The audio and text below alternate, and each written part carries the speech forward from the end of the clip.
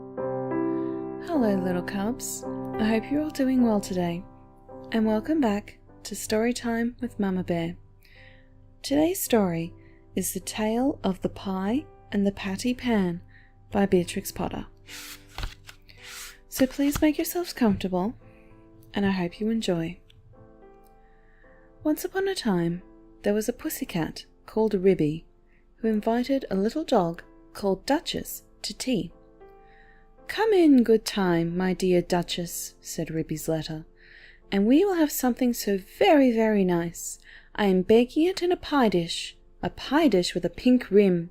You never tasted anything so good. And you shall eat it all. I will eat muffins, my dear Duchess," wrote Ribby. Duchess read the letter and wrote an answer. "I will come with much pleasure at 4:15. But it is very strange. I was just going to invite you to come here to supper, my dear Ribby, to eat something most delicious. I will come very punctually, my dear Ribby," wrote Duchess, and then at the end she added, "I hope it isn't mouse?" And then she thought that did not look quite polite, so she scratched out "isn't mouse" and changed it to "I hope it will be fine," and she gave her letter to the postman. But she thought a great deal about Ribby's pie, and she read Ribby's letter over and over again. "I am dreadfully afraid it will be mouse," said Duchess to herself. "I really couldn't eat mouse pie, and I shall have to eat it because it is a party, and my pie was going to be veal and ham, a pink and white pie dish, and so is mine, just like Ribby's dishes. They were bought at Tabitha Twitchit's." Duchess went into her larder and took the pie off a shelf and looked at it. "It is all ready to be put into the oven. Such lovely pie crust, and I put in a little tin patty pan to hold up the crust. And I made a hole in the middle with a fork to let out the steam. Oh, I do wish I could eat my own pie instead of a pie made of mouse." Duchess considered and read Ribby's letter again. "A pink and white pie dish, and you shall eat it all." You means me. Then Ribby is not going to even taste the pie herself? A pink and white pie dish? Ribby is sure to go out to buy the muffins. Oh, what a good idea! Why shouldn't I rush along and put my pie into Ribby's oven when Ribby isn't there? Duchess was quite delighted with her own cleverness. Ribby, in the meantime, had received Duchess's letter, and as soon as she was sure that the little dog could come, she popped her pie into the oven. There were 2 ovens, one above the other. Some other knobs and handles were only ornamental and not intended to open. Ribby put the pie into the lower oven. The door was very stiff. "The top oven bakes too quickly," said Ribby to herself. "It is a pie of the most delicate and tender mouse minced up with bacon, and I have taken out all the bones, because Duchess did nearly choke herself with a fish bone last time I gave a party. She eats a little fast, rather big mouthfuls, but a most genteel and elegant little dog, infinitely superior to company to Cousin Tabitha Twitchit." Ribby put on some coal and swept up the hearth. Then she went out with a can to the well for water to fill up the kettle.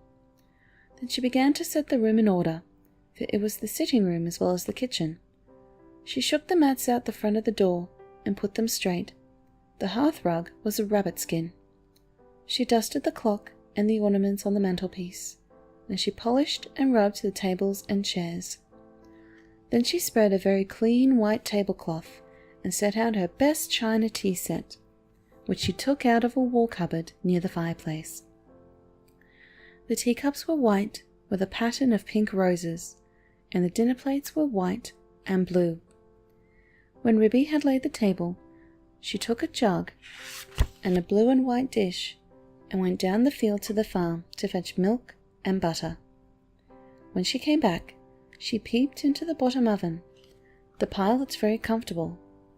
Ribby put on her shawl and bonnet and went out again with the basket to the village shop to buy a packet of tea, a pound of lump sugar, and a pot of marmalade. And just at the same time, Duchess came out of her house at the other end of the village. Ribby met Duchess halfway down the street, also carrying a basket covered with a cloth. They only bowed to one another. They did not speak, because they were going to have a party. As soon as Duchess had got round the corner, out of sight, she simply ran, straight away to Ribby's house. Ribby went into the shop and bought what she required, and came out, after a pleasant gossip, with Cousin Tabitha Twitchit. Cousin Tabitha was disdainful afterwards in conversation. "A little dog indeed, just as if there were no cats in Sorry. And a pie for afternoon tea, the very idea," said Cousin Tabitha. Ribby went on to Timothy Baker's and bought the muffins. Then she went home. There seemed to be a sort of scuffling noise in the back passage, as she was coming in at the front door. "I trust that is not the pie. The spoons are locked up, however," said Ribby. But there was nobody there. Ribby opened the bottom oven door with some difficulty and turned the pie. There began to be a pleasing smell of baked mouse. Duchess in the meantime had slipped out of the back door. "It is a very odd thing that Ribby's pie was not in the oven when I put mine in, and I can't find it anywhere. I have looked all over the house. I put my pie into a nice hot oven at the top. I could not turn off any of the other handles. I think that they are all shams," said Duchess. "But I wish I could have removed the pie made of mouse. I cannot think what she has done with it.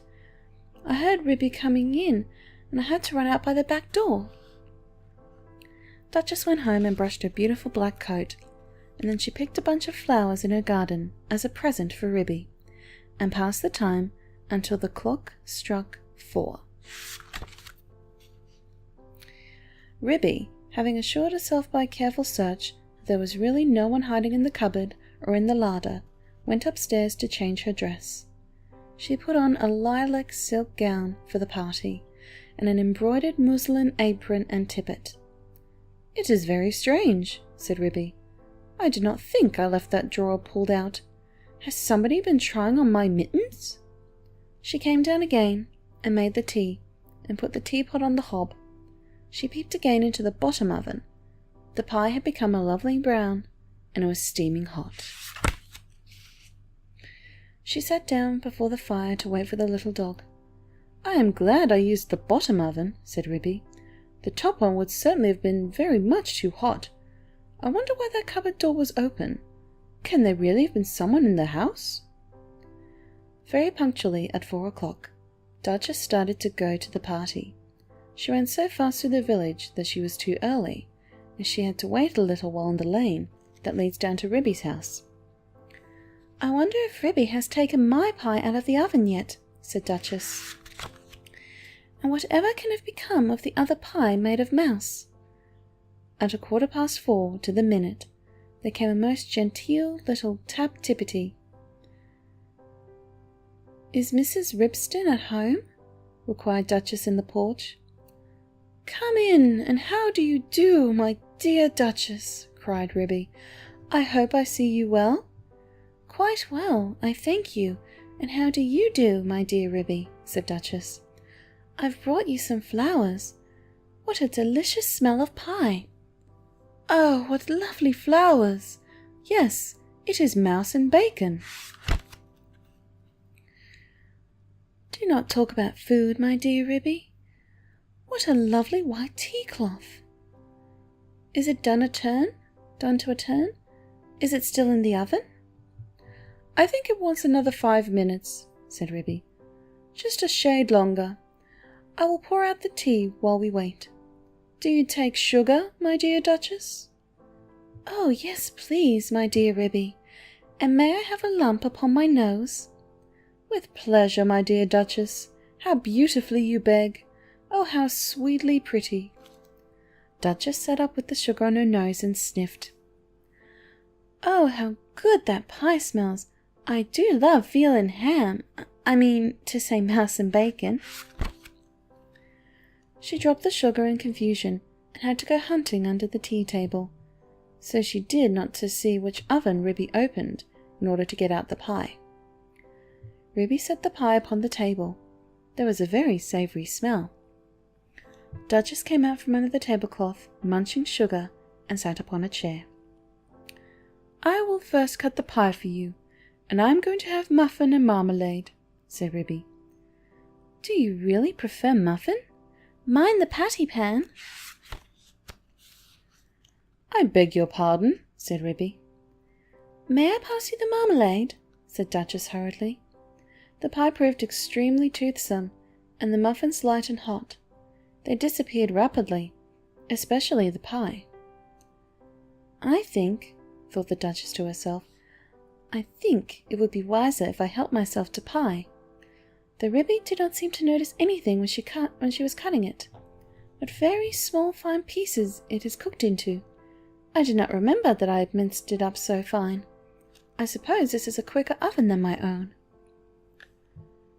How fast Duchess is eating, thought Ribby to herself as she buttered her 5th muffin. The pie dish was emptying rapidly. Duchess had had 4 helps already, and was fumbling with the spoon. A little more bacon, my dear Duchess, said Ribby. Thank you, my dear Ribby. I was only feeling for the patty pan. The patty pan? My dear Duchess? The patty pan that held up the pie crust, said Duchess, blushing under her black coat. Oh, I didn't put one in, my dear Duchess, said Ribby. I don't think that is necessary in pies made of mouse. Duchess fumbled with the spoon. I can't find it, she said anxiously. There isn't a patty pan, said Ribby, looking perplexed. Yes, indeed, my dear Ribby. Where can it have gone to? Said Duchess.